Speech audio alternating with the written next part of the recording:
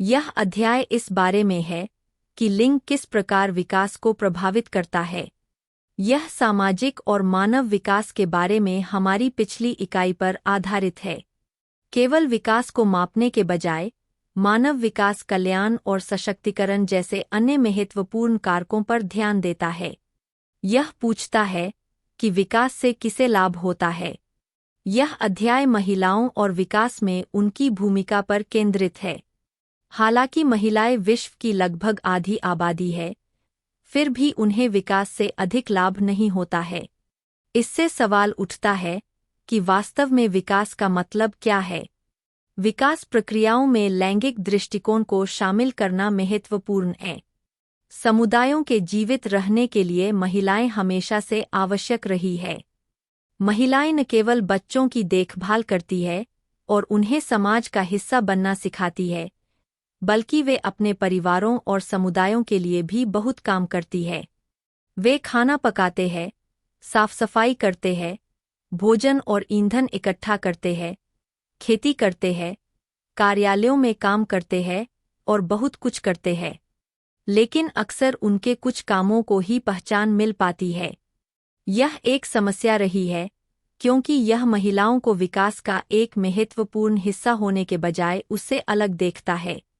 अब अधिक लोग महिलाओं के मुद्दों पर बात कर रहे हैं और विकास चर्चाओं में लिंग पर विचार करने की आवश्यकता की मान्यता बढ़ रही है।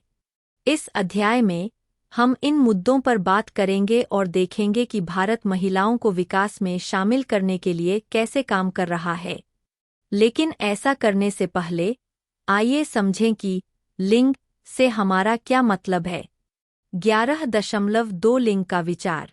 जब हम पुरुष और महिला के बारे में बात करते हैं तो हमारा मतलब आमतौर पर इन दोनों लिंगों के बीच शारीरिक अंतर से होता है। लेकिन जब हम लिंग के बारे में बात करते हैं तो हम केवल शरीर रचना विज्ञान या जीव विज्ञान से परे देख रहे होते हैं। हम उन भूमिकाओं और स्थिति के बारे में बात कर रहे हैं जो समाज पुरुषों और महिलाओं को प्रदान करता है। उदाहरण के लिए, जब हम स्त्रीत्व कहते हैं तो हम महिला होने से जुड़ी सामाजिक अपेक्षाओं का उल्लेख कर रहे हैं, जैसे पालन पोषण, देखभाल, नाजुक, सहेज, विनम्र और गैर-आक्रामक होना। यदि कोई महिला इन अपेक्षाओं पर खरी नहीं उतरती है तो उसे पर्याप्त रूप से स्त्रैण नहीं माना जा सकता है या बेटियों, माताओं, बहनों आदि के लिए समाज की अपेक्षाओं को तोड़ने वाली के रूप में देखा जा सकता है। ये भूमिकाएं सामाजिक मानदंडों और शक्ति संरचनाओं द्वारा आकार ली जाती है। पितृसत्तात्मक समाज में महिलाओं को अधीनस्थ स्थिति में रखने, पुरुषों का पक्ष लेने और असमान शक्ति गतिशीलता पैदा करने के लिए व्यवस्था स्थापित की गई है। हालांकि लिंग का प्रभाव विभिन्न स्थितियों और संदर्भों के आधार पर भिन्न होता है, भले ही ये विभाजन व्यापक हों। लिंग वर्ग, नस्ल, जातीयता और जाति जैसे अन्य कारकों से जुड़ा हुआ है और यह प्रभावित करता है कि हम महिलाओं और पुरुषों के व्यवहार को कैसे समझते हैं और उनसे अपेक्षा करते हैं। लिंग सामाजिक भूमिकाओं और महिला और पुरुष कैसे बातचीत करते हैं, इस पर ध्यान केंद्रित करता है। यह पहचानना महत्वपूर्ण है कि लिंग संबंध सामाजिक निर्माण है, जीव विज्ञान या प्रकृति द्वारा निर्धारित नहीं होते हैं। जब हम महिलाओं के विकास के बारे में बात करते हैं तो हम अनिवार्य रूप से उनके जीवन के लिंग पहलू पर विचार कर रहे होते हैं। लिंग का अर्थ समझते हुए आइए देखें कि महिलाओं के मुद्दे विकास चर्चा का हिस्सा कैसे बने। समाज के अध्ययन के लिए लिंग एक महत्वपूर्ण शब्द है। यह समझना महत्वपूर्ण है कि सामाजिक, आर्थिक, राजनीतिक और सांस्कृतिक कारक पुरुषों और महिलाओं की विकास में भागीदारी और उनसे होने वाले लाभ को कैसे प्रभावित करते हैं। Box 11.1 Simone de Beauvoir 1949 second sex पर। फ्रांसीसी लेखिका और नारीवादी सिमोन डी बेवॉयर ने अपनी पुस्तक सेकेंड सेक्स में कहा है, एक महिला पैदा नहीं होती, वह बनाई जाती है। जैविक, मनोवैज्ञानिक या आर्थिक कारक समाज में एक महिला की भूमिका को परिभाषित नहीं करते हैं। यह सभ्यता है समग्र रूप से जो पुरुष और नपुंसक के बीच इस मध्यस्थ आकृति को आकार देता है, जिसे स्त्री के रूप में जाना जाता है। केवल बाहरी प्रभाव के माध्यम से ही किसी व्यक्ति को कुछ और के रूप में लेबल किया जा सकता है। सभी सामाजिक संबंधों की तरह लिंग संबंध भी समय के साथ समाज और अर्थव्यवस्थाओं के विकास से प्रभावित होते हैं। पियर्सन, 1992। समाजीकरण की प्रक्रियाओं और उत्पादन में रिश्तों का विभिन्न देशों और क्षेत्रों में महिलाओं की स्थिति पर महत्वपूर्ण प्रभाव पड़ता है। 1976 से 1985 के वर्षों के दौरान नारीवादी विचारों का एक महत्वपूर्ण विलय और विकास में महिलाओं को शामिल करना मुख्य रूप से संयुक्त राष्ट्र के महिलाओं के दशक के दौरान हुआ। 1975 में मेक्सिको सिटी में अंतर्राष्ट्रीय महिला वर्ष सम्मेलन में समानता, विकास और शांति का नारा दिया गया था। औद्योगिकीकृत पश्चिम द्वारा बड़े पैमाने पर समानता की वकालत की गई, पूर्वी ब्लॉक द्वारा शांति की वकालत की गई और विकास तीसरी दुनिया की महिलाओं के लिए एक प्रमुख चिंता का विषय था। यह परिभाषित करना कि वास्तव में महिलाओं के मुद्दे क्या है, बहस का एक निरंतर विषय था। अंततः यह स्वीकार किया गया कि महिलाओं के मुद्दों को अलग नहीं किया जाना चाहिए। अधिक जानकारी के लिए बॉक्स 11.2 देखें। बॉक्स 11.2 संयुक्त राष्ट्र महिला दशक 1976 से 85 के दौरान नई चुनौतियां। 1970 और 1980 के दशक के दौरान महिलाएं विकास के बारे में नए विचार सामने रख रही थीं। इस दौरान विभिन्न अंतर्राष्ट्रीय सभाओं ने वैश्विक स्तर पर विकास पर नारीवादी दृष्टिकोण को आवाज दी। यहाँ उनके दृष्टिकोण और योजनाओं के साथ कुछ प्रमुख बैठकें दी गई है। एशियाई और प्रशांत महिला एवं विकास केंद्र APCWD 1979 बैंकॉक में आयोजित और संयुक्त राष्ट्र द्वारा प्रायोजित। इसने नारीवाद की शुरुआती वैश्विक परिभाषाओं में से एक को पेश किया, जिसके दो मुख्य लक्ष्य थे: महिलाओं के लिए समानता, गरिमा और पसंद की स्वतंत्रता प्राप्त करना, उन्हें घर के भीतर और बाहर दोनों जगह अपने जीवन को नियंत्रित करने में सक्षम बनाना, राष्ट्रीय और अंतर्राष्ट्रीय स्तर पर एक निष्पक्ष सामाजिक और आर्थिक व्यवस्था स्थापित करके सभी प्रकार की असमानता और उत्पीड़न को दूर करना, भविष्य के लिए विकासशील रणनीतियाँ। नारीवादी परिप्रेक्ष्य पर कार्यशाला 1980 स्टोनी पॉइंट, न्यूयॉर्क में आयोजित की गई। इसने विकास को एक राजनीतिक प्रक्रिया के रूप में देखा और विकास की संकीर्ण परिभाषा की आलोचना की, जो पूरी तरह से GDP जैसे आर्थिक उपायों पर केंद्रित थी। इसने समावेशी दृष्टिकोण और महिलाओं को सशक्त बनाने की वकालत की। महिलाओं के साथ एक और विकास पर डकार घोषणा 1982 सेनेगल में आयोजित। इस घोषणा में दूसरे विकास के मूल सिद्धांत के रूप में संरचनात्मक परिवर्तन के महत्व पर जोर दिया गया। इसका उद्देश्य राष्ट्रीय, अंतर्राष्ट्रीय और घरेलू स्तर पर आर्थिक, राजनीतिक और सांस्कृतिक वर्चस्व को चुनौती देना था। संयुक्त राष्ट्र दशक विश्व सम्मेलन का नैरोबी अंत 1985। इस सम्मेलन के दौरान डॉन, नए युग के लिए महिलाओं के साथ विकास विकल्प नामक एक तीसरी दुनिया महिला समूह का गठन किया गया था। इसमें महिलाओं के दृष्टिकोण से विकास के मुद्दों को संबोधित करने की मांग की गई। डॉन ने महिला आंदोलन और मुद्दों की विविधता पर जोर दिया, साथ ही महिलाओं की अधीनता की एकीकृत समझ की भी वकालत की। इसने संरचनात्मक परिवर्तन में महिलाओं की सक्रिय भागीदारी और पश्चिमी मॉडल के बजाय स्वदेशी संस्कृति पर आधारित आत्मनिर्भरता के प्रति मजबूत प्रतिबद्धता पर प्रकाश डाला। स्रोत: टिंकर 1999। विकास में महिलाएं का विचार विकास में महिलाओं की महत्वपूर्ण भूमिका को पहचानता है। इस दृष्टिकोण का उद्देश्य इस बात पर ध्यान केंद्रित करके महिलाओं को विकास प्रयासों में शामिल करना है कि विकास ने समाज में महिलाओं की स्थिति को कैसे प्रभावित किया है। यह अध्ययन करता है कि विकास महिलाओं के जीवन को आर्थिक रूप से कैसे प्रभावित करता है, विशेष रूप से आर्थिक लाभ कैसे वितरित किए जाते हैं। यहाँ मुख्य प्रश्न यह है कि किसे क्या मिलता है। अध्ययनों से पता चलता है कि महिलाओं को अक्सर विकास लाभों का असमान हिस्सा मिलता है और वे अक्सर वंचित रह जाती है। जब संसाधन सीमित होते हैं तो महिलाएं, जो पहले से ही हाशिए पर है, सबसे अधिक पीड़ित होती है। उनके पास वैश्विक संसाधनों का सबसे छोटा हिस्सा है और जब संसाधन घटते हैं तो महिलाओं को सबसे अधिक नुकसान उठाना पड़ता है। विश्व बैंक जैसे संस्थानों के शुरुआती कार्यक्रमों में महिलाओं को परियोजनाओं से लाभान्वित होने के लिए एक विशेष समूह के रूप में माना जाता था। हालांकि इस दृष्टिकोण की एक आम आलोचना यह है कि यह महिलाओं को विकास प्रक्रिया में उनकी अभिन्न भूमिका को पहचानने के बजाय केवल लाभार्थियों के रूप में देखता है। यह इस धारणा से शुरू होता है कि महिलाओं को विकास से बाहर रखा गया है, लेकिन वास्तव में महिलाएं विकास के हर पहलू में अपना समय, ऊर्जा, कार्य और कौशल का योगदान देती है। समस्या असमान लिंग संबंधों और महिलाओं की चल रही अधीनता में निहित है, जो उनके योगदान को सामाजिक, राजनीतिक और आर्थिक दृष्टि से स्वीकार करने और मुआवजा देने से रोकती है। विकास में महिलाओं के दृष्टिकोण के साथ मुद्दा यह है कि यह महिलाओं को मुख्यधारा के विकास में शामिल करने पर ध्यान केंद्रित करता है, बिना यह पहचाने कि महिलाएं पहले से ही विकास का एक अनिवार्य हिस्सा है। महिलाएं हमेशा शामिल रहती है।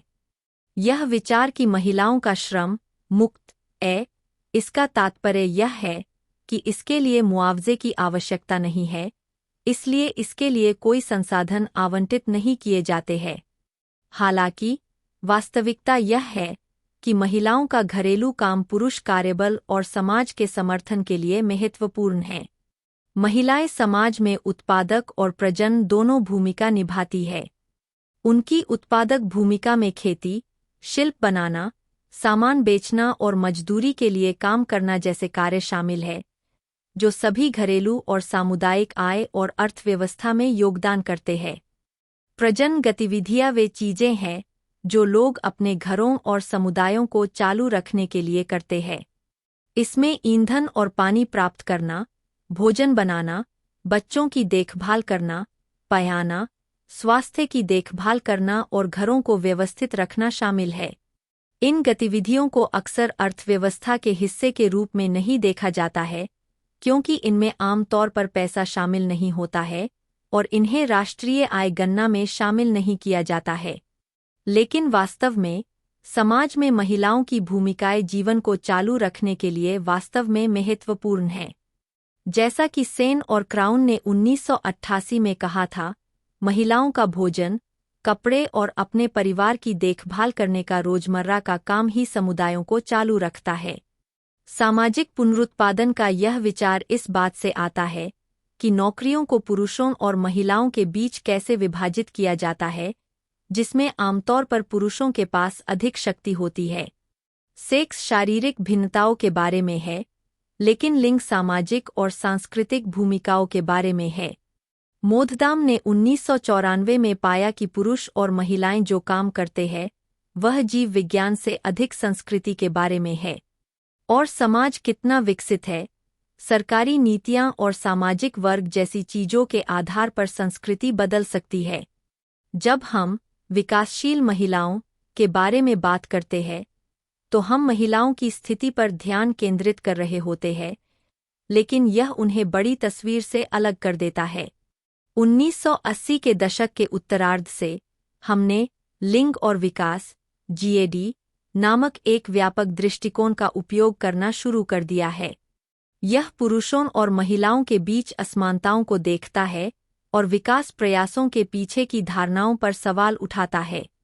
यह सिर्फ महिलाओं के बारे में नहीं है, यह पूरी प्रणाली के बारे में है कि पुरुष और महिलाएं एक दूसरे से कैसे संबंधित हैं। लिंग और विकास दृष्टिकोण यह देखता है कि पुरुषों और महिलाओं के रिश्ते प्रगति के प्रयासों को कैसे प्रभावित करते हैं। लक्ष्य महिलाओं को सशक्त बनाना है, जिसका अर्थ है उन्हें निर्णय लेने और समाज में सक्रिय होने की अधिक शक्ति देना। इससे चीजों को संतुलित करने में मदद मिलती है, क्योंकि महिलाओं की स्थिति अक्सर पुरुषों की तुलना में कम होती है। इसमें महिलाओं के जीवन को बेहतर बनाने और समाज को अधिक समान बनाने के लिए कार्रवाई करना शामिल है। चिंतन और कार्रवाई 11.1 जैसा कि हम उल्लेख करते रहे हैं, महिलाओं ने हमेशा परिवार और बड़े समुदाय और समाज के अस्तित्व और जरूरतों के लिए काम किया है। फिर भी उन्हें केवल उस काम के कुछ हिस्से के लिए मजदूरी या वेतन दिया जाता है जिसमें वे लगे हुए हैं। इस स्थिति को देखते हुए निम्नलिखित गतिविधियों का प्रयास करें। 1. महिलाओं द्वारा किए जाने वाले उन कार्यों की सूची बनाएं जिनके लिए उन्हें कोई वेतन नहीं दिया जाता है। 2. इस सूची को बनाने के लिए हम आपको यह भी प्रोत्साहित करते हैं कि अपनी रोजमर्रा की सेटिंग में यह काम करने वाली महिलाओं का सक्रिय रूप से निरीक्षण करें, और b. उनसे बात करें कि वे अपने काम के बारे में कैसा महसूस करती है। 3. इस अवलोकन और महिलाओं के साथ आपकी बातचीत के आधार पर महिलाओं के काम पर एक रिपोर्ट लिखें और इसे अपने साथी छात्रों या समन्वयक शिक्षक के साथ साझा करें। महिलाओं के अवैतनिक कार्य पर रिपोर्ट। परिचय। दुनिया भर के समाजों में महिलाएं ऐतिहासिक रूप से परिवारों और समुदायों की रीढ़ रही है, जो अस्तित्व और भरणपोषण के लिए आवश्यक विभिन्न प्रकार के कार्यों में संलग्न है। हालांकि इस कार्य का अधिकांश हिस्सा अपरिचित और अवैतनिक है। इस रिपोर्ट का उद्देश्य महिलाओं द्वारा किए जाने वाले असंख्य कार्यों पर प्रकाश डालना है जिसके लिए उन्हें मजदूरी नहीं मिलती है। इस मुद्दे की स्वीकृति और निवारण की आवश्यकता पर बल दिया गया है। 1. महिलाओं द्वारा किए गए अवैतनिक कार्यों की सूची। घरेलू काम। महिलाएं अक्सर खाना पकाने, सफाई, कपड़े धोने और बच्चों की देखभाल सहित घर को बनाए रखने की जिम्मेदारी उठाती है। भावनात्मक श्रम। महिलाओं से अक्सर अपेक्षा की जाती है कि वे परिवार के सदस्यों, दोस्तों और यहाँ तक कि सहकर्मियों को बिना किसी मुआवजे के भावनात्मक समर्थन और देखभाल प्रदान करें। बुजुर्गों और विकलांगों की देखभाल। कई महिलाएं बुजुर्ग माता-पिता या रिश्तेदारों और विकलांग परिवार के सदस्यों के लिए प्राथमिक देखभालकर्ता के रूप में काम करती है, बिना वित्तीय पारिश्रमिक के महत्वपूर्ण समय और प्रयास का निवेश करती है। सामुदायिक स्वयंसेवा। महिलाएं विभिन्न सामुदायिक गतिविधियों में योगदान देती है, जैसे कि स्कूलों, धार्मिक संस्थानों या स्थानीय गैर सरकारी संगठनों में स्वयंसेवा करना, बिना किसी मौद्रिक मुआवजे के पर्याप्त घंटे समर्पित करना। अवैतनिक इंटर्नशिप और अप्रेंटिसशिप। कुछ क्षेत्रों में, विशेष रूप से विकासशील देशों में, महिलाएं कार्य अनुभव प्राप्त करने के लिए अवैतनिक इंटर्नशिप या अप्रेंटिसशिप लेती है, और इस प्रक्रिया में उन्हें अक्सर वित्तीय कठिनाइयों का सामना करना पड़ता है। 2. महिलाओं के साथ अवलोकन और बातचीत। अवैतनिक कार्य करने वाली महिलाओं के जीवन के अनुभवों के बारे में जानकारी प्राप्त करने के लिए मैंने अपनी रोजमर्रा की सेटिंग में महिलाओं को सक्रिय रूप से देखा और उनसे बातचीत की। इन इंटरैक्शन ने उनके अवैतनिक श्रम से जुड़ी चुनौतियों और धारणाओं पर मूल्यवान दृष्टिकोण प्रदान किए। जिन महिलाओं से मैंने बात की उनमें से एक गृहिणी है जो अपने घर को संभालने और अपने बच्चों की देखभाल करने के लिए जिम्मेदार है। उन्होंने अपने परिवार का पालन पोषण करने में पूर्णता की भावना व्यक्त की, लेकिन अपने प्रयासों को मान्यता न मिलने पर अफसोस जताया। अपने प्रियजनों की भलाई सुनिश्चित करने के लिए अथक प्रयास करने के बावजूद उन्हें समाज में कमतर और उपेक्षित महसूस हुआ। इसी तरह मैंने एक स्थानीय सामुदायिक केंद्र में एक महिला स्वयंसेवक से बातचीत की। उन्होंने अपने समुदाय की सेवा करने के अपने जुनून का वर्णन किया, लेकिन अपनी अवैतनिक प्रतिबद्धता के कारण होने वाले वित्तीय तनाव पर प्रकाश डाला। अपने समर्पण के बावजूद अपने श्रम के लिए वित्तीय मुआवजे के अभाव के कारण उसे अपनी जरूरतों को पूरा करने के लिए संघर्ष करना पड़ा। 3. महिलाओं के अवैतनिक कार्य पर रिपोर्ट। शीर्षक: अदृश्य श्रम को पहचानना, महिलाओं के अवैतनिक कार्य को महत्व देने का आह्वान। परिचय। महिलाएं अपने अवैतनिक श्रम के माध्यम से परिवारों और समुदायों को बनाए रखने में महत्वपूर्ण भूमिका निभाती है, जिसमें समाज के कामकाज के लिए आवश्यक विभिन्न कार्य शामिल है। हालांकि महिलाओं के अमूल्य योगदान पर अक्सर ध्यान नहीं दिया जाता और उन्हें पुरस्कृत नहीं किया जाता, जिससे लैंगिक असमानताएं और आर्थिक असमानताएं बनी रहती है। इस रिपोर्ट का उद्देश्य महिलाओं के अवैतनिक कार्यों के दायरे और निहितार्थों की जांच करना और इसकी मान्यता और मूल्यांकन की वकालत करना है। अवैतनिक कार्य, एक नज़दीकी नज़र। महिलाओं के अवैतनिक कार्य में कई प्रकार की गतिविधियां शामिल है, जिनमें घरेलू काम, देखभाल की जिम्मेदारियां, सामुदायिक स्वयंसेवा और अवैतनिक इंटर्नशिप शामिल है। इन कार्यों की गंभीर प्रकृति के बावजूद महिलाओं को उनके श्रम के लिए बहुत कम या कोई वित्तीय मुआवजा नहीं मिलता है, जिससे उन्हें आर्थिक और सामाजिक चर्चा के हाशिए पर धकेल दिया जाता है। घरेलू कामकाज और देखभाल। महिलाएं घरेलू जिम्मेदारियों का बोझ उठाती है, खाना पकाने, सफाई और बच्चों की देखभाल के लिए अनगिनत घंटे समर्पित करती है।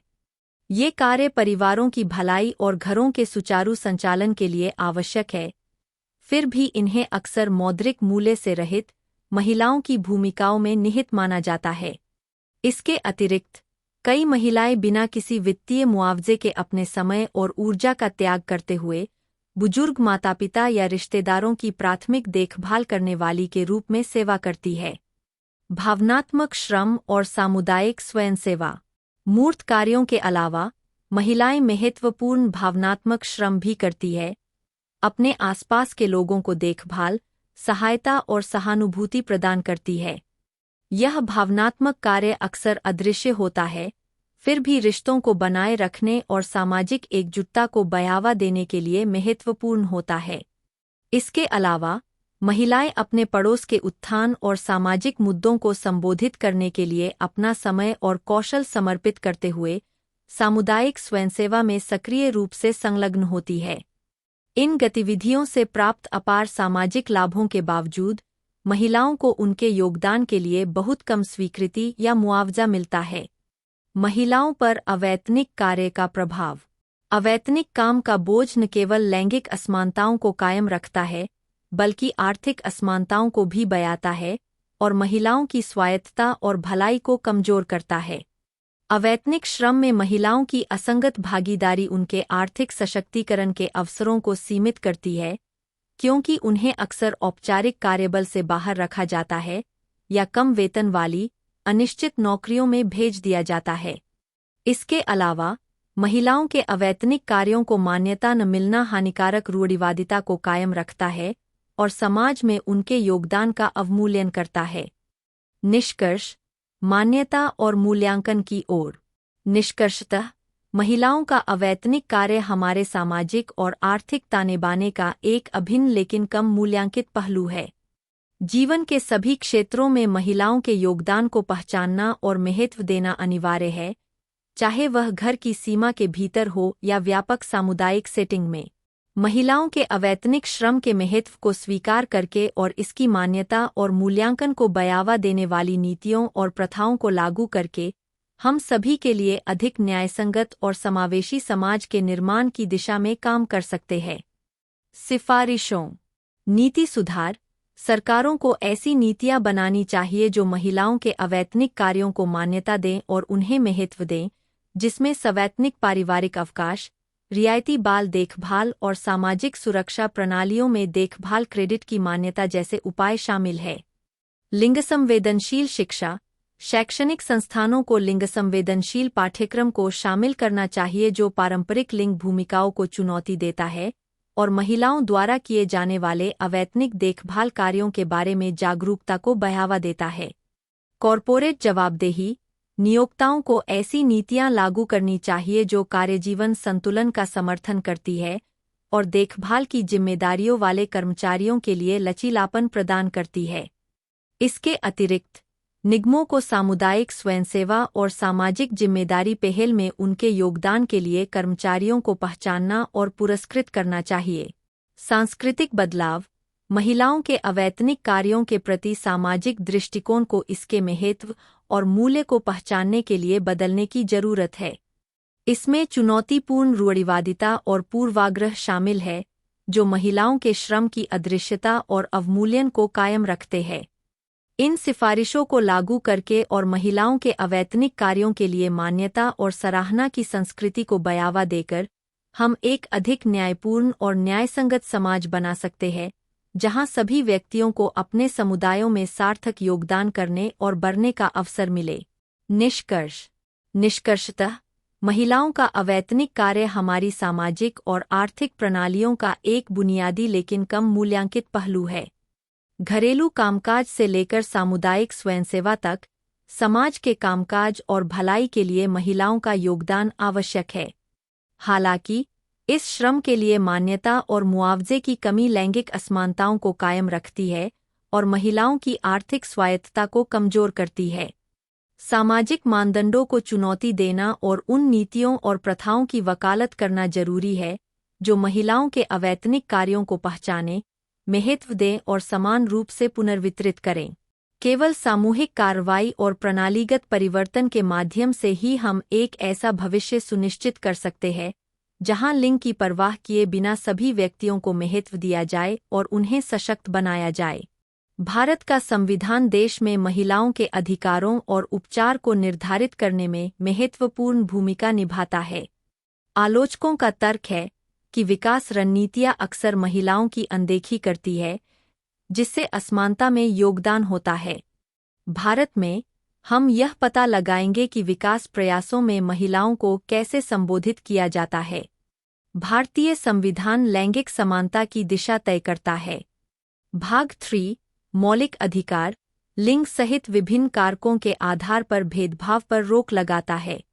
यह महिलाओं और बच्चों के लिए विशेष प्रावधानों की भी अनुमति देता है।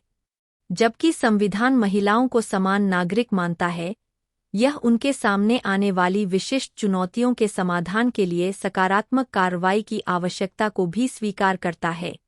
इसके अतिरिक्त, राज्य के नीति निदेशक सिद्धांत सरकार के कार्यों का मार्गदर्शन करते हुए महिलाओं के कल्याण के लिए चिंता व्यक्त करते हैं। हालांकि ये सिद्धांत कानूनी रूप से लागू करने योग्य नहीं है। हालांकि, संविधान के कुछ पहलू, विशेष रूप से व्यक्तिगत कानूनों और धार्मिक स्वतंत्रता के संबंध में, अक्सर महिलाओं को उनके जीवन के विभिन्न पहलुओं में समानता से वंचित करते हैं। इसमें व्यक्तिगत, आर्थिक, सामाजिक और सांस्कृतिक अधिकारों के साथ साथ उनके शरीर और विश्वासों पर उनकी स्वायत्तता भी शामिल है। संविधान में मौलिक अधिकारों के अनुच्छेद 23 और 24 में वर्णित आर्थिक विचार, घरों में महिलाओं के अधिशेष श्रम के निरंतर शोषण को स्वीकार नहीं करता है, जहां उन्हें अक्सर पुरुषों की तुलना में कम वेतन मिलता है। धर्म और शोषण से संबंधित अधिकार महिलाओं के प्रति पक्षपातपूर्ण है, और व्यक्तिगत धार्मिक कानूनों के लिए राज्य की अनुमति महिलाओं के खिलाफ भेदभावपूर्ण प्रथाओं की अनुमति देती है। ये कानून मुख्य रूप से निजी मामलों से संबंधित है, संविधान के विपरीत, जो सार्वजनिक मुद्दों पर अधिक ध्यान केंद्रित करता है। हालांकि, व्यक्तिगत कानून पारिवारिक जीवन को महत्वपूर्ण रूप से प्रभावित करते हैं, समाज में महिलाओं की स्थिति और अधिकारों को आकार देते हैं। महिलाओं को निजी क्षेत्र में धकेलकर, ये कानून लिंग न्याय प्रयासों को विशेष समूहों द्वारा निपटाई जाने वाली व्यक्तिगत समस्याओं तक सीमित कर देते हैं। सामाजिक नीतियां अक्सर नारीत्व की पुरानी धारणाओं के आधार पर कुछ कार्यों और व्यवहारों को परिभाषित करके महिलाओं के खिलाफ भेदभाव करती है, जो कल्याणकारी लक्ष्यों के लिए केंद्रीय है। चिंतन और कार्रवाई 11.2 हमारे पास कई जनादेश और प्रावधान हैं जिन्हें हमारे संविधान में शामिल किया गया है, जो भारत में महिलाओं की सामाजिक स्थिति को बढ़ाने का प्रयास करते हैं। साथ ही कई कानून भी बनाए गए हैं। आपको क्या लगता है कि इन संवैधानिक प्रावधानों और अधिनियमों ने किस तरह से भारत में महिलाओं की स्थिति को बढ़ाने में मदद की है? अपने उत्तर को अपने जीवन के अनुभव से एक उदाहरण के साथ स्पष्ट करें। शीर्षक: भारत में महिलाओं को सशक्त बनाना, संवैधानिक प्रावधानों और अधिनियमों पर एक प्रतिबिंब। परिचय: इग्नू के एक छात्र के रूप में मुझे रिफ्लेक्शन एंड एक्शन 11.2 का काम सौंपा गया है। मैं भारत में महिला सशक्तिकरण के बहुमुखी परिदृश्य का पता लगाने के लिए एक यात्रा पर निकलती हूँ। हमारा संविधान, जिसे अक्सर एक दूरदर्शी दस्तावेज के रूप में देखा जाता है, विभिन्न प्रावधानों और शासनादेशों के माध्यम से लैंगिक समानता की नींव रखता है।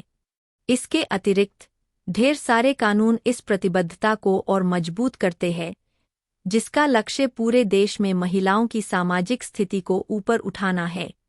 इस चिंतनशील प्रवचन में मैं व्यक्तिगत अनुभवों और सामाजिक टिप्पणियों से अंतर्दृष्टि प्राप्त करते हुए भारत में महिलाओं की स्थिति पर इन संवैधानिक प्रावधानों और अधिनियमों के प्रभाव पर गहराई से विचार करता हूँ। संवैधानिक प्रावधान, लैंगिक समानता के लिए आशा की किरण।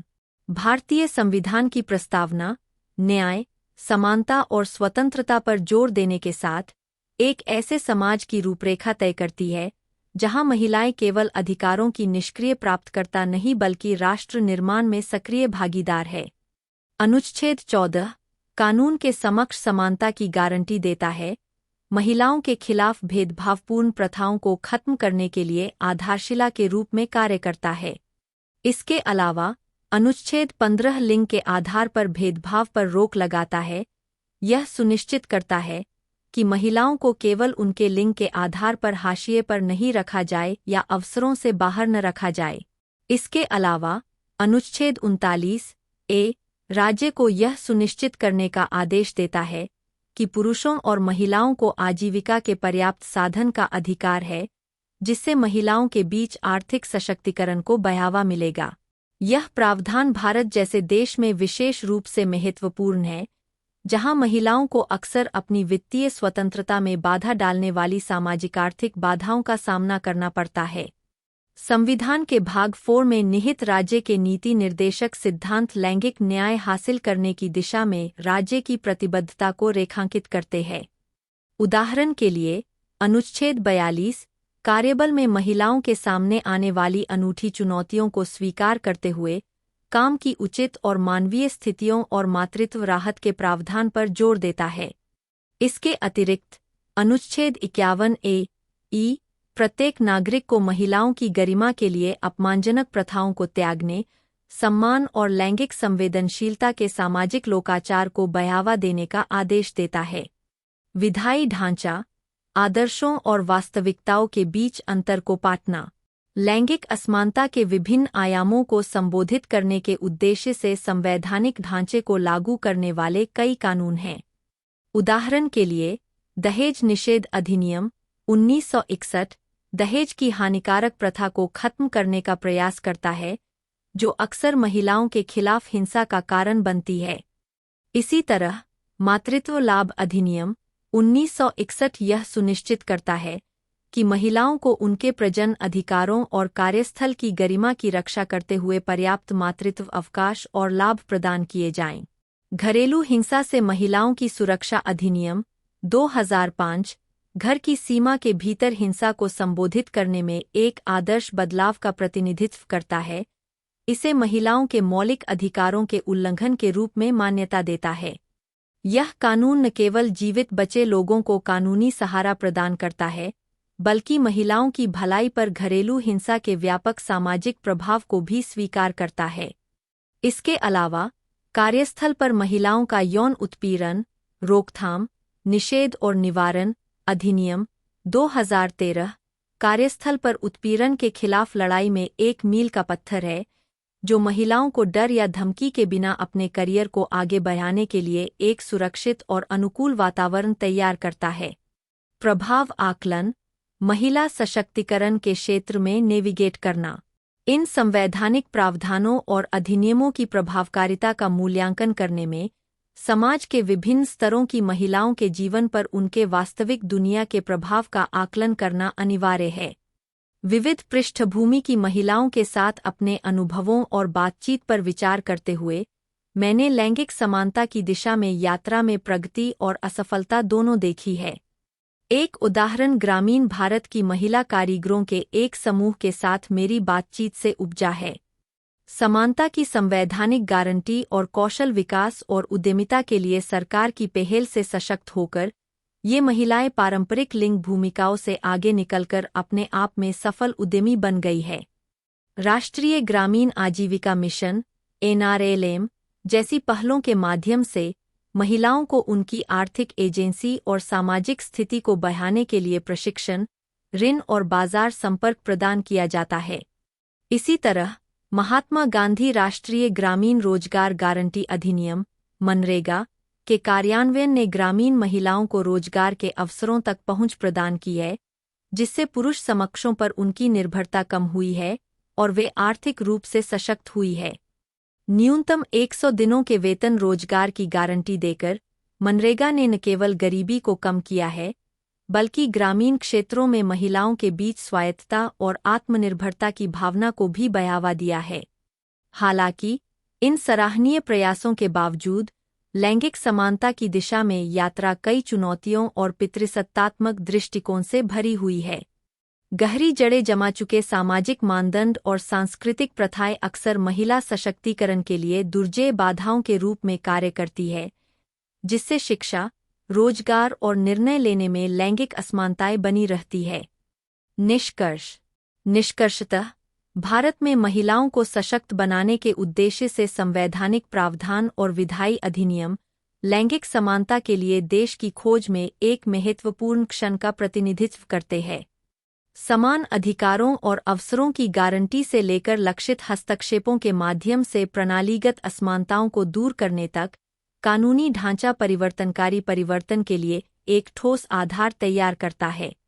हालांकि कानूनों और नीतियों का अस्तित्व ही उन्हें जमीनी स्तर पर सार्थक कार्रवाई में तब्दील करने के ठोस प्रयासों के बिना अपर्याप्त है। परिवर्तन के एजेंट के रूप में यह सभी हितधारकों, सरकार, नागरिक समाज और व्यक्तियों पर निर्भर है कि वे पितृसत्तात्मक संरचनाओं को खत्म करने और एक समावेशी समाज को बढ़ावा देने की दिशा में मिलकर काम करें, जहां महिलाएं आगे बढ़ सकें और अपनी पूरी क्षमता का एहसास कर सकें। भारत में विकास योजना 1950 के दशक से चल रही है। प्रारंभ में सामाजिक कल्याण सेवाओं को अन्य कमजोर समूहों के साथ साथ महिलाओं के मुद्दों के मुख्य समाधान के रूप में पहचाना गया था। इस दृष्टिकोण ने महिलाओं को विशेष ध्यान और अलग कार्यक्रमों की आवश्यकता के रूप में देखा। 1953 में स्थापित केंद्रीय समाज कल्याण बोर्ड (CSWB) को कल्याणकारी गतिविधियों के लिए सरकारी मशीनरी की कमी के कारण चुनौतियों का सामना करना पड़ा। इसने स्वैच्छिक संगठनों के माध्यम से कल्याण को बढ़ावा दिया, महिला समूहों को सरकार के साथ काम करने के लिए प्रोत्साहित किया। महिला संगठनों, विशेष रूप से जमीनी स्तर पर, को आवश्यक सेवा प्रदाताओं के रूप में समर्थन दिया गया, विशेष रूप से मातृ एवं शिशु स्वास्थ्य सहित शिक्षा और स्वास्थ्य में। इस रणनीति का उद्देश्य न केवल कल्याण प्रदान करना है, बल्कि राजनीतिक और विकासात्मक भागीदारी के लिए महिलाओं को सशक्त बनाना भी है। हालांकि नौकरशाही नियंत्रण, ऊपर से नीचे तक कार्यक्रम डिजाइन और जमीनी स्तर के विकास के लिए कम समर्थन ने लैंगिक समानता को बढ़ावा देने में गंभीरता की कमी को दर्शाया। तीसरी, चौथी और पांचवीं पंचवर्षीय योजनाओं में संगठनों के निर्माण और मानव संसाधनों के विकास पर कम जोर दिया गया। 1958 से 59 में महिला शिक्षा पर राष्ट्रीय समिति ने महिलाओं की शिक्षा को प्राथमिकता दी, जबकि तीसरी योजना के बाद से जनसंख्या नियंत्रण को प्रमुखता मिली। इसके बावजूद परिवार नियोजन को मातृ एवं शिशु स्वास्थ्य कार्यक्रमों के साथ प्रभावी ढंग से एकीकृत करने में विफलता रही। 1952 के सामुदायिक विकास कार्यक्रम का उद्देश्य सामुदायिक प्रयासों के माध्यम से विकेंद्रीकृत ग्रामीण विकास करना था। निम्नलिखित अनुभागों में हम विकास प्रक्रिया में महिलाओं की भूमिका को समझने के लिए विभिन्न योजना रणनीतियों और नीतियों का पता लगाएंगे। 1971 में भारत सरकार ने देश में महिलाओं की स्थिति की जांच करने के लिए एक समिति का गठन किया, जिसे भारत में महिलाओं की स्थिति पर समिति (CSWI) के रूप में जाना जाता है। यह महिलाओं की स्थिति पर एक रिपोर्ट के लिए संयुक्त राष्ट्र के अनुरोध के जवाब में था, जिसे 1975 तक पूरा किया जाना था, जिसे अंतर्राष्ट्रीय महिला वर्ष के रूप में नामित किया गया था। समिति के दो मुख्य कार्य थे: 1. महिलाओं की सामाजिक स्थिति, शिक्षा और रोजगार को प्रभावित करने वाले कानूनों और नीतियों की समीक्षा करना, और 2. इन कानूनों और नीतियों के प्रभाव का मूल्यांकन करना। 1974 में समानता की ओर शीर्षक वाली CSWI रिपोर्ट ने कई चिंताजनक रुझानों का खुलासा किया। इसमें महिलाओं और पुरुषों के अनुपात में गिरावट, जीवन प्रत्याशा और मृत्यु दर में असमानता और महिलाओं के लिए शिक्षा और रोजगार के अवसरों तक पहुंच में चुनौतियों का उल्लेख किया गया है। समिति ने निष्कर्ष निकाला कि भारत सरकार ने लैंगिक समानता सुनिश्चित करने के अपने कर्तव्य को पूरा नहीं किया है। रिपोर्ट में कृषि, उद्योग, मत्स्य पालन और पशुधन जैसे अर्थव्यवस्था के विभिन्न क्षेत्रों में नियोजन प्रक्रियाओं की आलोचना की गई, क्योंकि इन क्षेत्रों में आजीविका के कारणों से महिलाओं की भागीदारी के कारण उनके महत्वपूर्ण योगदान की उपेक्षा की गई।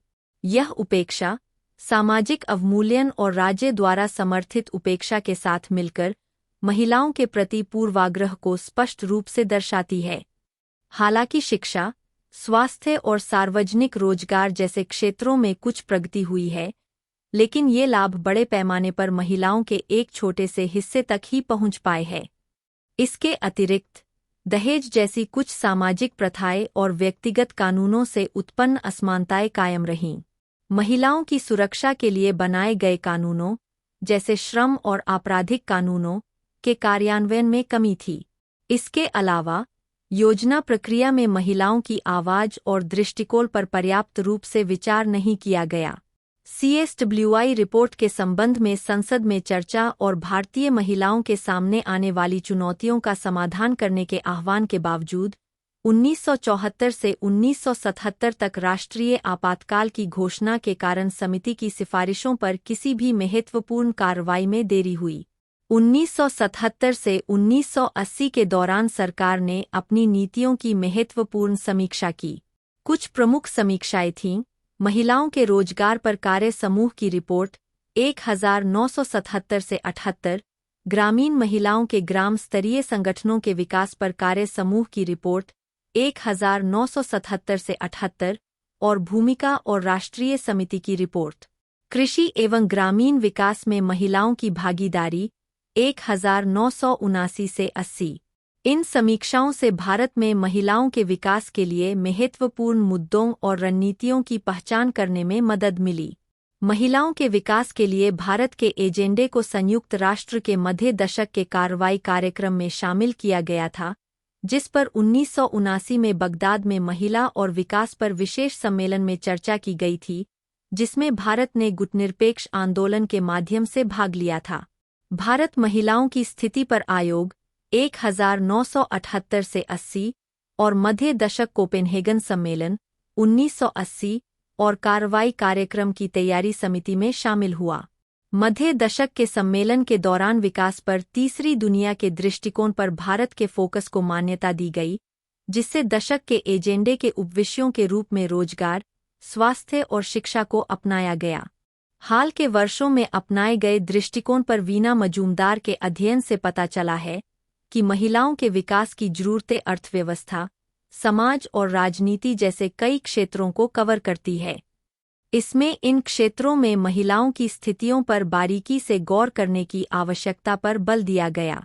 उन्होंने केवल महिलाओं के लिए विशिष्ट कार्यक्रमों पर ध्यान केंद्रित करने के बजाय महिलाओं के लिए विभिन्न क्षेत्रों से धन का एक हिस्सा अलग रखने का सुझाव दिया। उन्होंने ग्रामीण क्षेत्रों में नौकरियों और विकास को बढ़ावा देने की भी वकालत की, जैसे संगठन इस दिशा में आगे बढ़ रहे थे। दिसंबर 1979 में छठी पंचवर्षीय योजना ने महिलाओं को समर्पित एक अलग इकाई को शामिल करके एक महत्वपूर्ण बदलाव लाया। इससे पहले महिलाओं के मुद्दों को आमतौर पर स्वास्थ्य, शिक्षा, ग्रामीण विकास और कृषि जैसे अन्य क्षेत्रों में संबोधित किया जाता था। इस नई इकाई का उद्देश्य महिलाओं के लिए योजना बनाने के लिए एक व्यापक दृष्टिकोण अपनाना है। इसमें इस बात पर जोर दिया गया कि जनसंख्या वृद्धि को नियंत्रित करने के लिए महिलाओं की स्थिति में सुधार की आवश्यकता है। योजना में नए प्रशासनिक तरीकों का सुझाव दिया गया और पुरुषों और महिलाओं के बीच विकास सहायता कैसे वितरित की गई, इस पर डेटा एकत्र किया गया। इसने बेहतर जानकारी पर जोर दिया और यह सुनिश्चित किया कि महिलाओं को विकास के समान अवसर और वितरण में निष्पक्षता के साथ साथ सरकारी ध्यान और समर्थन में उचित हिस्सेदारी मिले। इन सिद्धांतों का उद्देश्य ग्रामीण गरीबों के लिए किए गए प्रयासों के समान ग्रामीण महिलाओं को संगठित करने में सहायता करना है, ताकि बातचीत करने और विकास सहायता तक पहुंचने की उनकी क्षमता को बढ़ाया जा सके। हालांकि जब 1980 में नए योजना आयोग की स्थापना हुई, तो उसने अपना ध्यान वापस सामाजिक सेवाओं पर केंद्रित कर दिया और महिलाओं के लिए विकसित की जाने वाली बाहरी रणनीतियों को रोक दिया। फिर भी राष्ट्रीय महिला संगठनों ने इस बिंदु पर हस्तक्षेप किया और योजना प्रक्रिया को प्रभावित किया। विभिन्न मंत्रालयों के भीतर महिला प्रकोष्ठों और बढ़ते महिला आंदोलन और महिला अध्ययन में विद्वानों के बीच सहयोग शुरू हुआ। 1980 में 7 महिला संगठन एक संयुक्त अनुरोध प्रस्तुत करने के लिए एकजुट हुए।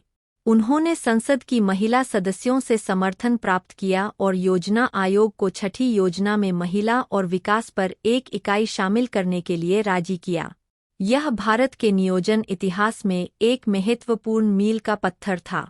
महिला और विकास पर छठी योजना इकाई ने माना कि महिलाओं की समाज में निचली स्थिति है क्योंकि उनके पास नौकरियों और धन के कम अवसर है और उच्च मृत्यु दर, अर्थव्यवस्था में कम भागीदारी, कम साक्षरता दर और असमान संख्या जैसे कुछ रुझानों के कारण है।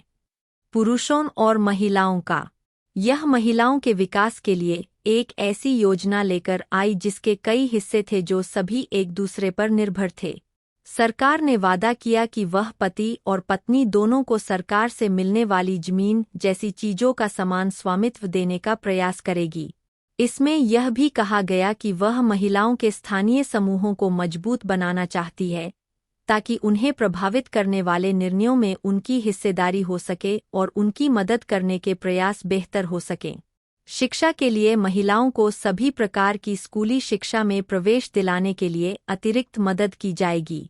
योजना में यह भी कहा गया है कि महिलाओं के लिए एक निश्चित संख्या में सीटें या पद आरक्षित किए जाने चाहिए और नौकरियों में मदद करने वाले कार्यक्रमों में बदलाव किए जाने चाहिए जहां पर्याप्त महिलाएं काम नहीं कर रही है या जहां संख्या कम हो रही है। 1985 से 1990 तक 7वीं पंचवर्षीय योजना महिलाओं और युवाओं के लिए रोजगार पैदा करने पर केंद्रित थी। इसने अपनी परियोजनाओं को सफल बनाने और उनकी सामाजिक स्थिति में सुधार करने के लिए महिलाओं को आर्थिक गतिविधियों में संगठित करने पर जोर दिया। पहली बार योजना में पारंपरिक पुरुष प्रधान दृष्टिकोण से हटकर महिलाओं के अधिकारों का समर्थन करने वाली भाषा का इस्तेमाल किया गया। यह अवधि प्रधानमंत्री राजीव गांधी की हत्या के साथ मेल खाती है और सरकार में बदलाव लाती है। इसके बावजूद सरकार के अंदर और बाहर दोनों जगह महिलाओं के अधिकारों को लेकर आशावाद था। भारत ने नैरोबी में संयुक्त राष्ट्र सम्मेलन में योगदान देने के लिए महिला और विकास पर दूसरे सम्मेलन की मेजबानी की। ग्रामीण महिला संगठनों और विकास पर ILO द्वारा प्रायोजित अफ्रीकी एशियाई सम्मेलन में भारत के प्रयासों को सकारात्मक प्रतिक्रिया मिली। ग्रामीण विकास विभाग ने ग्रामीण क्षेत्रों के लिए गरीबी विरोधी कार्यक्रमों में महिलाओं के लिए 30% आरक्षण की घोषणा की। अनिवार्य प्रशिक्षण के माध्यम से ग्रामीण विकास अधिकारियों को लैंगिक मुद्दों के बारे में अधिक जागरूक बनाने के लिए कदम उठाए गए। केंद्र की नई सरकार ने मानव संसाधन मंत्रालय के अंतर्गत महिला एवं बाल विकास विभाग की स्थापना की। इस विभाग ने महिलाओं के लिए शिक्षा, संस्कृति, खेल और युवा मामलों में सुधार पर ध्यान केंद्रित किया। महिला आंदोलनों और आंतरिक सरकारी बहसों के दबाव के कारण राष्ट्रीय शिक्षा नीति में महिला समानता के लिए शिक्षा के बारे में 2 पैराग्राफ जोड़े गए। इसमें न केवल महिलाओं को शिक्षा तक पहुंच प्रदान करने बल्कि लैंगिक भूमिकाओं पर सामाजिक विचारों को बदलकर उन्हें सशक्त बनाने के महत्व पर भी जोर दिया गया। इस अवधि के दौरान पंचायती राज संस्थाओं में महिलाओं का प्रतिनिधित्व सुनिश्चित करने में प्रगति हुई। प्रारंभ में CSWI की सिफारिशों को नज़रअंदाज कर दिया गया, लेकिन जनवरी 1985 में चर्चा शुरू हुई। 2 वर्षों के भीतर प्रगति हुई और महिला एवं बाल विकास विभाग के तहत महिलाओं के लिए एक राष्ट्रीय परिप्रेक्ष्य योजना NPP की तैयारी शुरू हुई। गरीबी क्षेत्रों में कामकाजी महिलाओं के सामने आने वाली समस्याओं के समाधान के लिए राष्ट्रीय स्वरोजगार महिला आयोग NCSEW की स्थापना की गई थी। NPP 1988 का उद्देश्य शासन के विभिन्न स्तरों पर निर्णय लेने में महिलाओं की भागीदारी को बयाना था, जिसमें स्थानीय स्वसरकारी निकायों, राज्य विधानसभाओं और संसद में महिलाओं के लिए 30% आरक्षण का प्रस्ताव रखा गया था। हालांकि एनपीपी को महिला आंदोलनों की आलोचना का सामना करना पड़ा। आखिरकार 1992 में 73वें और 74वें संवैधानिक संशोधनों ने स्थानीय निकायों को संवैधानिक दर्जा दिया, नियमित चुनाव अनिवार्य किए, शक्तियों और संसाधनों का विस्तार किया और महिलाओं के लिए 1/3 सीटें आरक्षित कीं। महिलाओं के लिए आरक्षण के संबंध में महिला आंदोलन संगठनों ने नामांकन के विचार को अलोकतांत्रिक और संविधान के विरुद्ध मानते हुए इसका विरोध किया। उन्होंने राज्य विधानसभाओं और संसद में आरक्षण को भी खारिज कर दिया। हालांकि उन्होंने नए नेतृत्व को सामने लाने और हाशिए पर पड़े वर्गों की चिंताओं को प्रभावी ढंग से संबोधित करने के लिए पंचायतों और नगर पालिकाओं में एक महत्वपूर्ण जनसमूह हासिल करने की वकालत की। 8वीं पंचवर्षीय योजना 1992 से 97 योजना के पहले भाग में महिलाओं के बारे में मुख्य रूप से जनसंख्या नियंत्रण के महत्व के बारे में बात की गई है। क्षेत्रीय इकाइयों में महिलाओं का उल्लेख केवल उनके लिए विशेष कार्यक्रमों के संबंध में किया जाता है। महिलाओं के लिए कोई विशिष्ट कोटा या अलग राशि निर्धारित करने का कोई उल्लेख नहीं है। महिलाओं के विकास के संबंध में नई बातों में महिलाओं के खिलाफ हिंसा पर एक अनुभाग और महिलाओं के बीच उच्च मृत्यु दर, कम शिक्षा और अधिक बेरोजगारी जैसे मुद्दों पर चर्चा करने वाला 2 पेज का विश्लेषण शामिल है।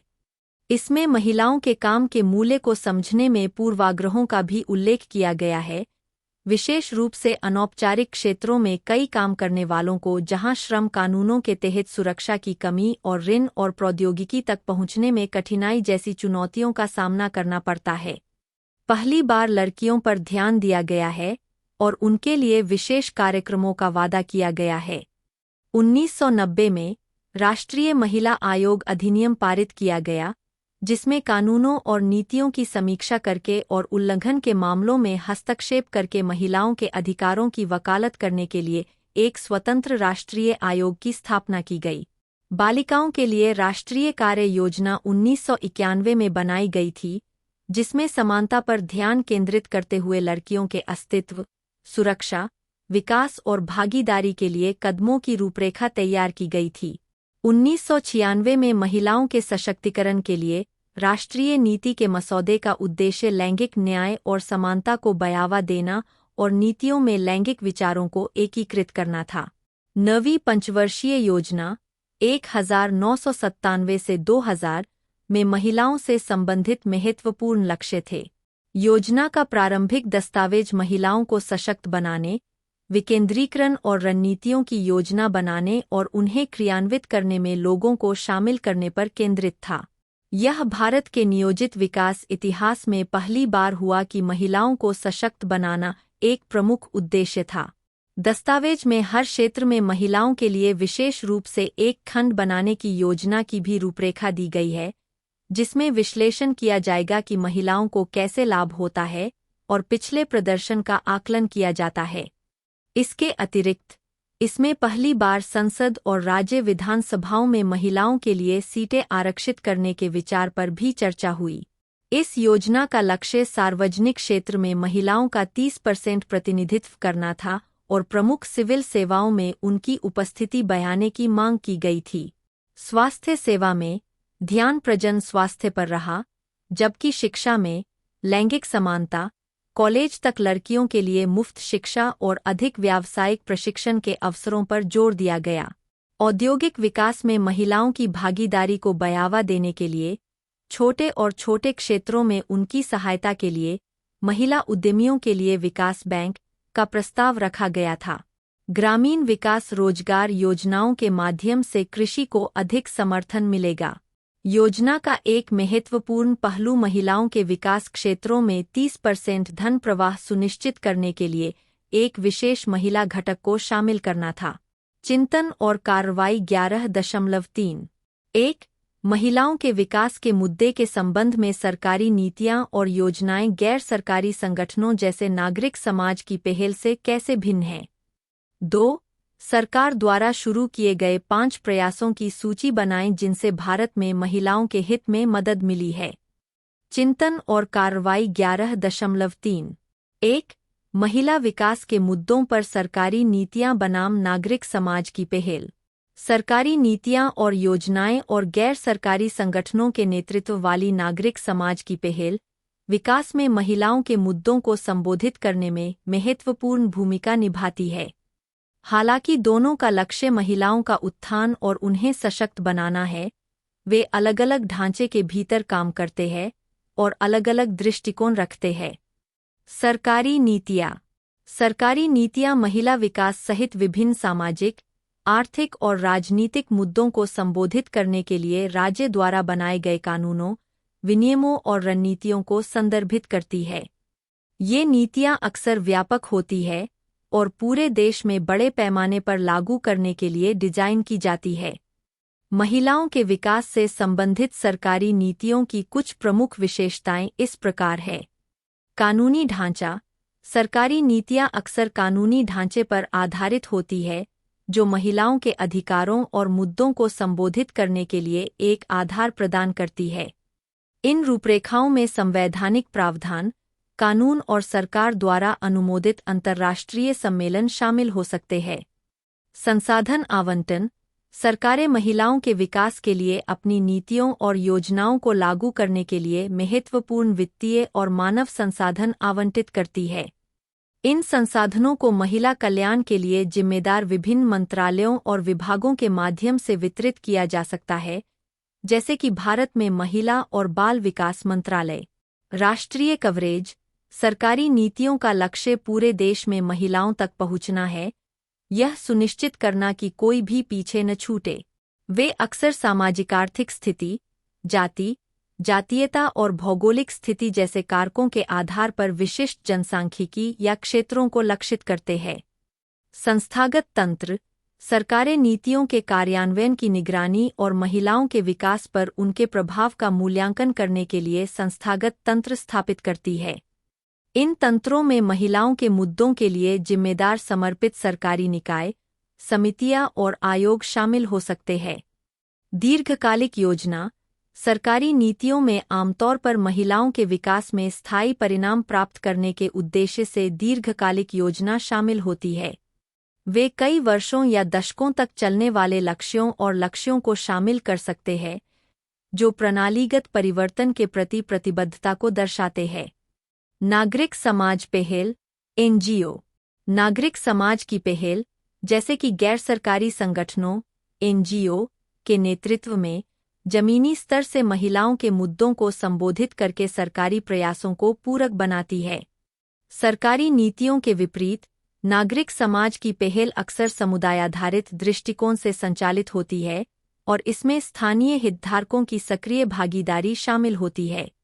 महिलाओं के विकास से संबंधित नागरिक समाज की पहल की कुछ प्रमुख विशेषताएं इस प्रकार है। सामुदायिक जुड़ाव। नागरिक समाज की पहल महिलाओं के मुद्दों को संबोधित करने में सामुदायिक जुड़ाव और भागीदारी को प्राथमिकता देती है। वे जरूरतों की पहचान करने, हस्तक्षेपों को डिजाइन करने और विशिष्ट संदर्भों के अनुरूप कार्यक्रमों को लागू करने में स्थानीय समुदायों, महिला समूहों, कार्यकर्ताओं और स्वयंसेवकों को शामिल करते हैं। लचीलापन और नवप्रवर्तन। गैर सरकारी संगठनों के पास स्थानीय वास्तविकताओं और उभरती चुनौतियों के आधार पर अपने दृष्टिकोण को नया करने और अनुकूलित करने की लचीलापन है। वे महिलाओं की विविध आवश्यकताओं और आकांक्षाओं को बेहतर ढंग से संबोधित करने के लिए नई रणनीतियों, पद्धतियों और प्रौद्योगिकियों के साथ प्रयोग कर सकते हैं। वकालत और जागरूकता बढ़ाना। नागरिक समाज की पहल अक्सर महिलाओं के अधिकारों और सशक्तिकरण के लिए समर्थन जुटाने के लिए वकालत और जागरूकता बढ़ाने वाली गतिविधियों में संलग्न होती है। वे लैंगिक असमानता और भेदभाव को कायम रखने वाले सामाजिक मानदंडों, दृष्टिकोण और व्यवहार को बदलने के लिए काम करते हैं। पूरक सेवाएं। गैर सरकारी संगठन महिलाओं के लिए सरकारी कार्यक्रमों और सेवाओं में अंतराल को भरने के लिए पूरक सेवाएं प्रदान करते हैं। वे हाशिए पर पड़ी और कमजोर महिलाओं की अनूठी जरूरतों को पूरा करते हुए स्वास्थ्य देखभाल, शिक्षा, व्यावसायिक प्रशिक्षण, कानूनी सहायता और मनोसामाजिक परामर्श जैसे क्षेत्रों में विशेष सहायता प्रदान कर सकते हैं। निगरानी और प्रतिक्रिया। महिला विकास से संबंधित सरकारी नीतियों और कार्यक्रमों के कार्यान्वयन की निगरानी में नागरिक समाज की पहल महत्वपूर्ण भूमिका निभाती है। वे अपने जमीनी स्तर के अनुभवों के आधार पर नीति निर्माताओं को बहुमूल्य फीडबैक प्रदान करते हैं, जिससे कमियों, चुनौतियों और सुधार के अवसरों की पहचान करने में मदद मिलती है। मुख्य अंतर। हालांकि सरकारी नीतियों और नागरिक समाज की पहल दोनों का उद्देश्य महिलाओं के विकास को बढ़ावा देना है, लेकिन वे कई पहलुओं में भिन्न हैं, जिनमें शामिल है दायरा और पैमाना। सरकारी नीतियां राष्ट्रीय स्तर पर संचालित होती है और महिलाओं को प्रभावित करने वाले मुद्दों की एक विस्तृत श्रृंखला को कवर करती है, जबकि नागरिक समाज की पहल विशिष्ट समुदायों या क्षेत्रों पर ध्यान केंद्रित करती है, अक्सर सीमित संसाधनों और क्षमता के साथ। दृष्टिकोण। सरकारी नीतियां अक्सर नौकरशाही प्रक्रियाओं और राजनीतिक विचारों से प्रेरित होकर ऊपर से नीचे के दृष्टिकोण का पालन करती है, जबकि नागरिक समाज की पहल समुदाय की भागीदारी और सशक्तिकरण पर जोर देते हुए नीचे से ऊपर के दृष्टिकोण को अपनाती है। संसाधन आधार।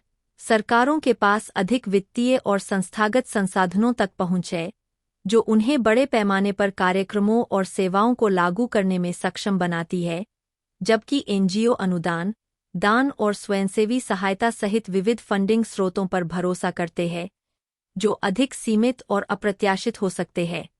जवाबदेही। सरकारें नीतियों और कार्यक्रमों के कार्यान्वयन के लिए अपने नागरिकों और हितधारकों के प्रति जवाबदेह होती है, जो अक्सर लोकतांत्रिक प्रक्रियाओं और निरीक्षण तंत्र के अधीन होती है, जबकि एनजीओ अपने दाताओं, लाभार्थियों और गवर्निंग बोर्ड के प्रति जवाबदेह होते हैं, जो पारदर्शिता और जवाबदेही के मामले में भिन्न हो सकते हैं। मानक। समन्वय और सहयोग। जबकि सरकारी और नागरिक समाज दोनों कलाकार महिलाओं के विकास के मुद्दों पर सहयोग करते हैं, प्राथमिकताओं, जनादेश और संगठनात्मक संस्कृतियों में अंतर के कारण उनके बीच समन्वय कभी-कभी चुनौतीपूर्ण हो सकता है। हालांकि प्रभावी साझेदारियां अधिक प्रभाव प्राप्त करने के लिए दोनों क्षेत्रों की ताकत का लाभ उठा सकती है। निष्कर्षतः, सरकारी नीतियां और नागरिक समाज की पहल विकास में महिलाओं के मुद्दों को संबोधित करने के प्रयासों के आवश्यक घटक है। जबकि सरकारी नीतियां कार्रवाई के लिए एक कानूनी और संस्थागत ढांचा प्रदान करती है, नागरिक समाज की पहल लचीलापन, नवाचार और सामुदायिक भागीदारी को सबसे आगे लाती है। साझेदारी में एक साथ काम करके सरकारें, गैर सरकारी संगठन और अन्य हितधारक महिलाओं के अधिकारों, सशक्तिकरण और कल्याण को आगे बढ़ाने के लिए अपनी अपनी ताकत का लाभ उठा सकते हैं। 2. सरकार द्वारा शुरू किए गए 5 प्रयास जिन्होंने भारत में महिलाओं के हित में मदद की है। घरेलू हिंसा से महिलाओं की सुरक्षा अधिनियम 2005। यह ऐतिहासिक कानून महिलाओं के खिलाफ घरेलू हिंसा को संबोधित करने और उनकी सुरक्षा और कल्याण सुनिश्चित करने के लिए एक कानूनी ढांचा प्रदान करता है। यह शारीरिक, भावनात्मक, यौन और आर्थिक सहित दुर्व्यवहार के विभिन्न रूपों को परिभाषित करता है और महिलाओं को सुरक्षा आदेश, निवास आदेश और मौद्रिक राहत प्राप्त करने का अधिकार देता है। बेटी बचाओ, बेटी पढ़ाओ, बेटियां बचाओ, बेटी पढ़ाओ अभियान 2015 में शुरू किए गए इस राष्ट्रीय अभियान का उद्देश्य लिंग पक्षपाती लिंग चयन को संबोधित करना और उनकी शिक्षा और सशक्तिकरण को बढ़ावा देकर लड़कियों की स्थिति में सुधार करना है। इसमें जागरूकता बढ़ाने वाली गतिविधियां, वकालत के प्रयास और लड़कियों की शिक्षा और कल्याण का समर्थन करने के लिए लक्षित योजनाओं सहित बहुक्षेत्रीय हस्तक्षेप शामिल है। महिला शक्ति केंद्र (MSK) योजना महिला एवं बाल विकास मंत्रालय द्वारा कार्यान्वित MSK योजना का उद्देश्य गांव, ब्लॉक और जिला स्तर पर महिला संसाधन केंद्र WRC की स्थापना के माध्यम से ग्रामीण महिलाओं को सशक्त बनाना है। ये केंद्र कौशल विकास प्रशिक्षण, उद्यमिता सहायता, स्वास्थ्य और पोषण परामर्श और कानूनी जागरूकता कार्यक्रम सहित कई प्रकार की सेवाएं प्रदान करते हैं। प्रधानमंत्री मातृ वंदना योजना PMMVY 2017 में शुरू की गई। PMMVY एक मातृत्व लाभ कार्यक्रम है जो गर्भवती और स्तनपान कराने वाली महिलाओं को पहले जीवित बच्चे के लिए वित्तीय सहायता प्रदान करती है। इस योजना के तहत पात्र लाभार्थियों को गर्भावस्था और प्रसव के दौरान उनकी पोषण और स्वास्थ्य आवश्यकताओं का समर्थन करने, मातृ एवं शिशु स्वास्थ्य परिणामों को बढ़ावा देने के लिए नकद प्रोत्साहन मिलता है। राष्ट्रीय ग्रामीण आजीविका मिशन एनआरएलएम का उद्देश्य स्वयं सहायता समूहों एसएचजी को बढ़ावा देकर और उन्हें वित्तीय सेवाओं, आजीविका के अवसरों और सामाजिक सहायता नेटवर्क तक पहुंच प्रदान करके ग्रामीण महिलाओं को सशक्त बनाना है। क्षमता निर्माण पहलों, कौशल प्रशिक्षण कार्यक्रमों और माइक्रोफाइनेंस हस्तक्षेपों के माध्यम से एनआरएलएम महिलाओं को उनकी आर्थिक स्वतंत्रता और निर्णय लेने की क्षमताओं को बढ़ाने में सक्षम बनाता है। सरकार द्वारा शुरू किए गए इन प्रयासों ने लैंगिक समानता, महिला अधिकारों और सशक्तिकरण से संबंधित प्रमुख चुनौतियों का समाधान करके भारत में महिलाओं के हित को आगे बढ़ाने में महत्वपूर्ण योगदान दिया है। नीति और प्रोग्रामिंग में महिलाओं के मुद्दों को प्राथमिकता देकर इन पहलों ने महिलाओं को अपनी पूरी क्षमता का एहसास करने और समाज में सार्थक रूप से भाग लेने के लिए एक सक्षम वातावरण बनाने में मदद की है। महिलाओं के लिए नीति और योजना। जब हम देखते हैं कि भारत में महिलाओं के विकास के लिए किस प्रकार नीतियां और योजनाएं बनाई जाती है, तो हम देखते हैं कि राज्य स्तर पर इस पर अधिक ध्यान नहीं दिया गया है। इस बारे में पर्याप्त सोच नहीं है कि महिलाओं को क्या चाहिए और यह कैसे सुनिश्चित किया जाए कि उन्हें प्रगति में उचित हिस्सा मिले। भारत में केवल कुछ ही राज्यों के पास महिलाओं के विकास में मदद के लिए विशिष्ट योजनाएं हैं, लेकिन ये प्रयास पर्याप्त नहीं है। अधिकांश पहल केंद्र सरकार की ओर से हुई है। भारत एक संघीय राज्य है, जिसका अर्थ है कि सत्ता केंद्र सरकार और राज्यों के बीच साझा की जाती है। किसी भी विकास को वास्तव में कारगर बनाने के लिए यह महत्वपूर्ण है कि राज्य सरकारें महिलाओं की स्थिति में सुधार लाने में अपनी भूमिका समझें। स्थानीय संगठनों को राजनीति में शामिल करना महिलाओं को सशक्त बनाने का एक अच्छा तरीका हो सकता है। और अगर हम सच्ची लैंगिक समानता चाहते हैं, तो इसे देश की सभी विकास योजनाओं का हिस्सा बनना होगा। निष्कर्ष: इस इकाई में हमने लिंग के विचार का पता लगाया है और महिलाएं सामान्य और विशेष रूप से भारत दोनों में विकास की तस्वीर में कैसे फिट बैठती है। हमने सीखा है कि महिलाओं को सशक्त बनाने का मतलब उन्हें निर्णय लेने में हिस्सेदारी देना है। इसका उद्देश्य उनकी स्वतंत्रता और आत्मविश्वास को बढ़ावा देना है, ताकि वे समाज में सक्रिय भूमिका निभा सकें। यह स्वीकार करते हुए कि पुरुष और महिलाएं अपनी सामाजिक स्थिति या इतिहास जैसी चीजों के आधार पर अलग-अलग तरह से विकास का अनुभव करते हैं, हमें यह सुनिश्चित करने के लिए विभिन्न स्तरों पर विभिन्न मुद्दों पर ध्यान देने की आवश्यकता है कि महिलाएं महत्वपूर्ण संसाधनों तक पहुंच और नियंत्रण कर सकें। लिंग केंद्रित विकास का उद्देश्य महिलाओं को निर्णय लेने और अपने समुदायों में अपनी बात कहने के लिए आवश्यक उपकरण देकर मौजूदा असमानताओं को ठीक करना है। महिलाओं के विकास में मदद करने का मतलब असमानता के मूल कारणों से निपटना है। लिंग केंद्रित विकास का अर्थ महिलाओं के जीवन और स्थिति में सुधार के लिए कार्रवाई करना है।